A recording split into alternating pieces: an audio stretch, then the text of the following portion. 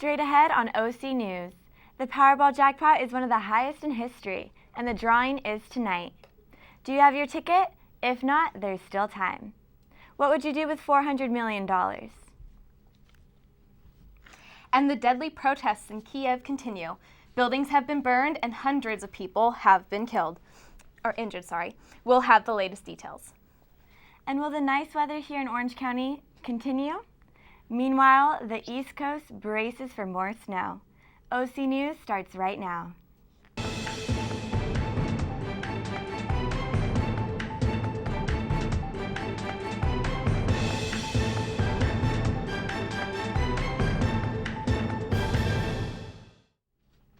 Hello and welcome to OC News. I'm Alexis Moffitt. And I'm Rebecca Walzak. OC News is brought to you by the broadcast journalism students at Cal State Fullerton. In just 3 short hours, the lucky numbers for what will be the 4th biggest Powerball jackpot in the U.S. lottery history will be drawn. The jackpot now tops $400 million. Have you got your ticket? If not, you still have time. We have our own Kevin Harnden out on the streets of Fullerton with more on this Powerball frenzy. We're live at the 7-Eleven in Fullerton where the Powerball has reached $400 million. So expect long lines to build up tonight as everybody tries to get their lucky ticket. Back to you guys in the studio. What has been normally referred to as a crime-free neighborhood may not be so crime-free after a rash of recent break-ins in North Tustin. Extra patrols and undercover officers are just a few of the ways in which the Orange County Sheriff's Department has responded. After a reported 15 home burglaries in just the last month, most of these break-ins occurred during the day between 10 a.m. and 9 p.m. while residents were away. Residents are urged to remain on high alert. An Orange County resident has been diagnosed with measles, making it the 4th measles case since late last year. Whilst the circumstances are still under investigation, the latest patient, despite having been vaccinated, is said to have contracted the disease by contact with one of the other earlier cases. Among the earlier cases reported in Orange County of 2 adults and 1 child, one has also been vaccinated. Today, local law enforcement identified the man killed in a shooting that occurred at approximately 8 p.m. last night in Santa Ana as 31-year-old Michael Paul Stanton. Authorities found Stanton shot in the chest and dead in the driveway of a home on North Rosita Street. Witnesses say a dark-colored sedan was seen leaving the area around the time of the shooting. Police have reason to believe that the shooting was gang-related and are requesting anyone with information to call the Orange County Sheriff's Department. Police have been massing the Kiev, Ukraine as anti-government protests continue. Tuesday brought the most violence since the demonstration began, with 25 people killed. Ukraine security services have announced an anti-terrorist operation as tensions show no sign of diminishing. CNN's Phil Black reports. On Ukraine's Independence Square, there is now a strange calm. As darkness fell, thousands of people returned here again, and they have been sitting, standing, listening to music, speeches, even prayers. It's not rousing stuff. It could almost feel like some sort of outdoor music festival, if not for the barricades they are continuing to maintain around them, if not for the flames, the fires that they are continuing to fuel in front of those barricades in an effort to keep security services at bay. And then, of course, there are also the lines of Ukrainian security services only a short distance from that, in full riot gear, standing ready. But so far they are not engaging with the crowd in any way. It is really such a different scene to what was going on here.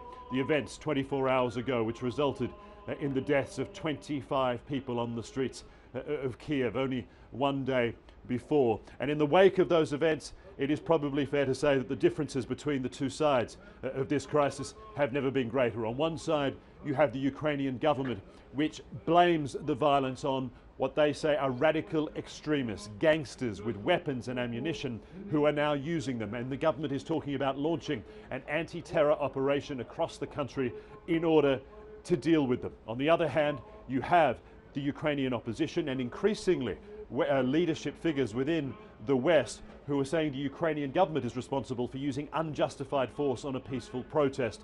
And the West is talking about using targeted sanctions against authority figures responsible for giving the permission for the use of that force. So one day after the bloody events which claimed around 25 lives, it would seem the distances have never been greater and there is no imminent chance of any sort of negotiated settlement. Reporting from Kiev, I'm Phil Black. SoCal residents might be pleased to know that they can keep those coats and scarves in the closet. We have Amanda Newell with your weather. Good afternoon, everyone. This week's weather is going to be another warm one. You might want to take out those beach chairs and head to the coast because this week's temps are going to be in the mid-70s across the nation. The South, on the other hand, is experiencing a warming spree, while the North is experiencing a much cooler weather. Let's go ahead and take a look at the temps across the country. Currently in Billings, Montana, we're looking at 39 degrees, while Chicago is about 40 degrees and sunny, and on the East Coast, a cool 43 for New York. While down south in Miami, it's about 81, and in Houston, they're seeing some fog, but temperatures are at 75, so they're still a little bit warm. And then in Phoenix, there's a nice warm up. Now let's go ahead and take a look at Fullerton weather, where we'll have plenty of steady weather these past few weeks. And right now, it's currently 70 degrees, and on Thursday and Friday, it'll be 82 degrees, so nice and warm, so beach weather right there. And it'll dip down into about the 50s. On Saturday, it's going to be a little cloudy, but it'll still be a nice warm 80 degrees. And on Sunday, it is going to get a little cooler. It'll dip down to 74, which is not huge for Southern California. It's still great weather. And the lows will be in the high 40s. So now we'll go ahead and take a look at our current weather, where we're seeing some cooler temps right now, but as you saw, it'll warm up. And currently it is 69 with a low of 49 tonight when the sun sets at 5:40.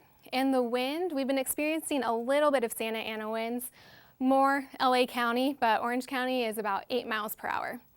So that's going to do it for me with your weather, and I'll take it back to you guys.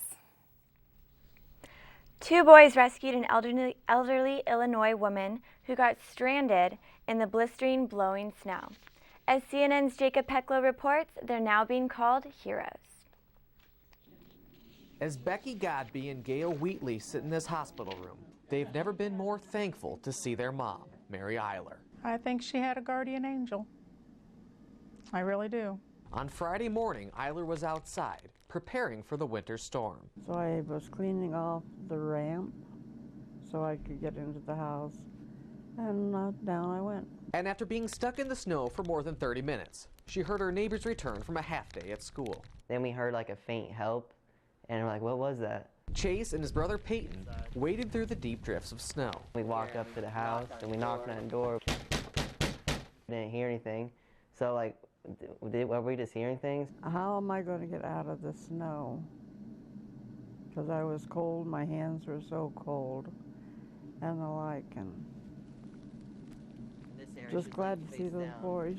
She was like face down in snow, and snow was covering her. I was just like, we need to hurry up and help her because we don't know how long she's been out there or what's going to happen. I just asked him to just get me in the house. Gently like help her up. You're not going to hurt me. The boys called their mom and brought Eiler inside to warm up while they waited for an ambulance. I was a human snowball. So that storm was going full blast. Eiler was taken to Advocate Broman, and with frostbitten fingers and a blood-clotted leg that required surgery, she's on a long road to recovery. I just don't know how I will ever thank them. I don't. They saved her life. I don't know how we'll ever thank them. But these brothers don't consider themselves heroes. They were just doing the right thing. Just like helping someone who needs it. Friends and family said goodbye to a well-known snake handling pastor. Jamie Coots died after he was bitten by one of those snakes. Coots' funeral was held yesterday in Middlesboro, Kentucky. CNN's Jennifer Meckles reports. Gone are the camera close-ups. Today, kept at a distance. Pastor Jamie Coots was remembered privately in his Bell County community. He was a very funny man, but he was a man of great faith. He said what he meant, and he meant what he said, and that was in all aspects of his life. Bill Bashilia manages Creech Funeral Home, where loved ones stopped by Tuesday night. A personal friend of the Coots family, he took note of the out-of-towners paying their respects. We're seeing a lot of faces that are not familiar with us, and it's people from some of the Tennessee and Virginia and other Kentucky churches. Coots became famous for his unique and often dangerous style of worship. He handled snakes and survived several previous bites before one this weekend took his life. National Geographic profiled him along with other Pentecostal serpent handlers on snake salvation. But in Middlesboro, he was just Jamie. Funny, just hilarious. Terry Whitehead met Coots when the pastor started driving school buses for the local district. We missed him this morning at McDonald's, where he always went with us, and we're going to miss him, yes. And as controversial as his worship style was, friends say Coots' legacy will always be the strength of his faith. He believed what he believed, and he believed it to the day he died. How many of us are willing to die for our faith? Cat bites can actually be more dangerous than one might think. And find out what are today's must-have mobile apps. All this and more after the break.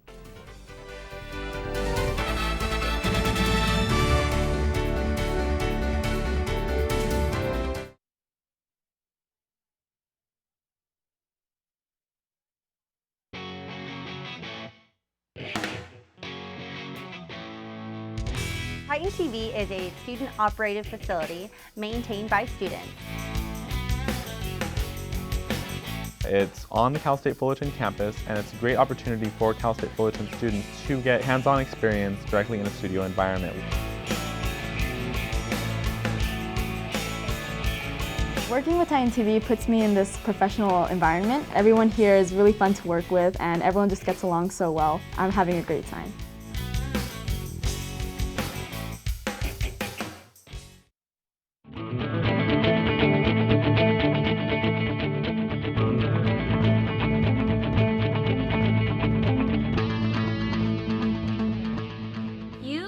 Watching Titan TV. The U.S. is ahead of Russia and the Netherlands in Sochi. We have women's bobsled and U.S. hockey. The Titans sport team are gearing up for a busy weekend. Sports anchor Jacqueline Roman has it all.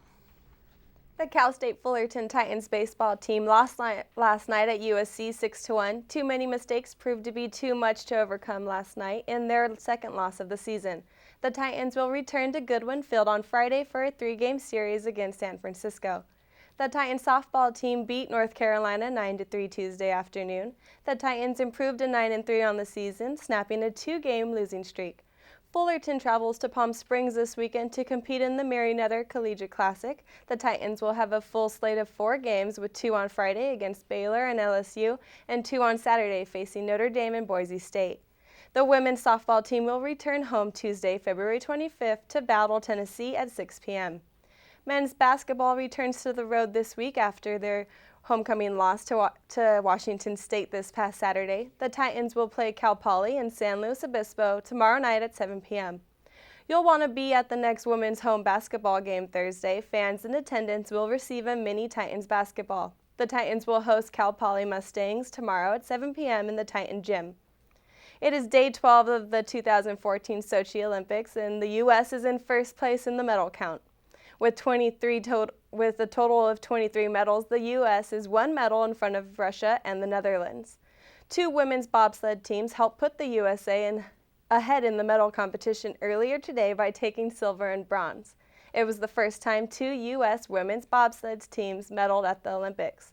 Elena Myers became the first American woman with 2 bobsled medals, and Lauren Williams is now the 5th Olympian to medal in different events at the Summer and Winter Games. Canada won their 2nd straight gold medal in women's Olympic bobsled, rallying in the final 2 heats Wednesday night to beat the Americans. The U.S. men's hockey team beat the Czech Republic in Sochi today 5-2 and advanced to the semifinals. 5 different forwards found the net for the United States, making it a total of 12 Americans to score in the tournament. The U.S. men's hockey team will battle Canada in the semifinals Friday at 12 p.m. Eastern Time. Men's hockey isn't the only team in the fight for gold. The U.S. women's hockey team is also headed to the semifinals against Canada. These two teams have already met once in Sochi, with Canada coming out with the win. Canada is the reigning Olympic gold medalist, and this heated rivalry on the international circuit dates back to the birth of women's hockey in international competition. You'll want to tune in and watch this match. The semifinals will be on Thursday, 12 p.m. Eastern Time. Baseball fans are getting excited for spring training this week. Most of the major league teams have reported to training and are preparing for another season. The Dodgers will kick off their spring training season Wednesday, February 26th in Sydney, Australia at Salt River Field Stadium against the Diamondbacks. The team is heading into the 2014 season with high expectations as most of last year's National League West winning roster has returned. The Los Angeles Angels are back at Tempe Diablo Stadium in Arizona.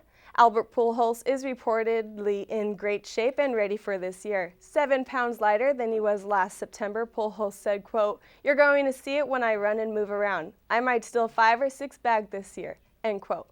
After a rough start in season last year, I bet Angel fans are excited to hear that. That's it for your sports update. Back to you guys. The Canadian Medical Association Journal recently published an article suggesting that individuals who own a computer, a TV, and a car have a higher risk of obesity and diabetes. The CMAJ believes that these items are the primary cause for less physical activity and more sitting and snacking. In a study involving 153,996 adults, CMAJ found the highest rates of obesity and diabetes were in low-income countries.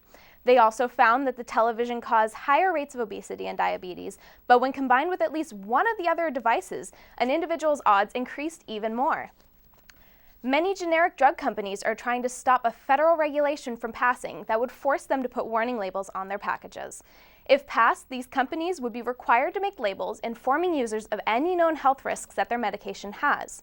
The regulation was suggested by the FDA in hopes that the public would be better informed about the drugs they are taking. Until now, most generic drug companies were protected by the law if someone had a reaction to their product, whereas brand names were not. The proposal for this regulation is expected to be completed in March. A new study shows that the majority of football helmets do not protect players from receiving a concussion. Dr. Francis X. Cuniti stated that none of the helmets he researched stopped damage to the brain and only protected the skull. Cuniti, who is a neurologist, believes that football coaches should take the initiative and teach players better tackling techniques in order to lower the risk of concussions. It is also his hope that his research will encourage better production of headgear for athletes. Cuniti will present his research to the American Academy of Neurology at the end of April. A 3-year study suggests that a bite from a cat can cause serious infections. The Journal of Hand Surgery published their findings in their February issue, stating that a cat bite can inject bacteria into a victim's bloodstream. Researchers also found that in many cases, people had to be hospitalized at a later date. While most cat bites are harmless, some of these can cause damage to the nervous system and even paralyze the infected area. Technology is advancing very fast. Every day we hear about new inventions and more efficient devices coming out. I'm sure we have all tried a new computer or a cell phone. But how about mobile applications? Jose Campos has the latest on the subject. Thank you, Rebecca. Hello, everyone. I'm Jose Campos, and today I'll be sharing with you about some of the best applications that you can try from your mobile device. So let's begin with social media. In this group, we have so many to choose from, but some of the most popular ones in today's world are Facebook, Twitter, Instagram, that allow you to connect with friends, share pictures, videos, and even create virtual invitations or groups for any special events. Each one has a unique feature. For example, Facebook offers you the chance to share with your friends the place where you are through the check-in feature. Twitter offers you a most interactive experience by allowing you to write up to 140 characters in a single post. Instagram is a little bit different. It's all about sharing pictures and 15 seconds videos with your friends, which you can also tag people and share the location where the picture was taken.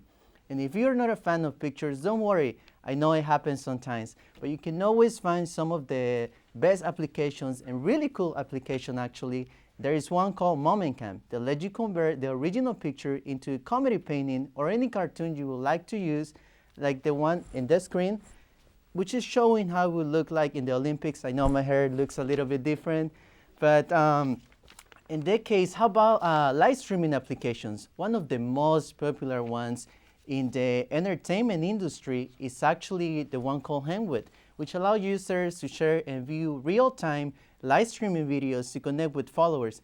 This application has actually become very popular among celebrities who used it to build closer connections with fans and even to announce new projects that they are working on.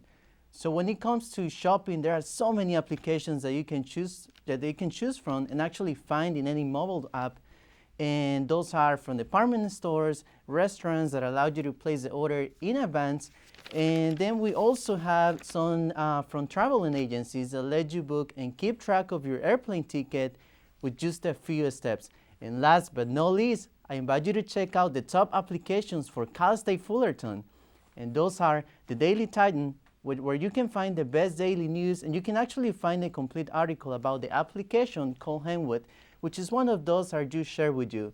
And the second one is a very complete application called iFullerton, where you can find almost every information you need about the university. And of course, there you can find a direct link for our Titan TV channel, which allows you to watch our live OC newscast every Wednesday. So now, every time you don't have access to a TV or computer, there is no excuse for you to not tune in every Wednesday starting at 4 p.m. I'm Jose Campos. Back to you, Alexis. Well, I'm glad I have some more excuses to be on my phone now. Charlie Sheen makes a proposal and Ellen Page makes an announcement. We'll have that and more when OC News returns.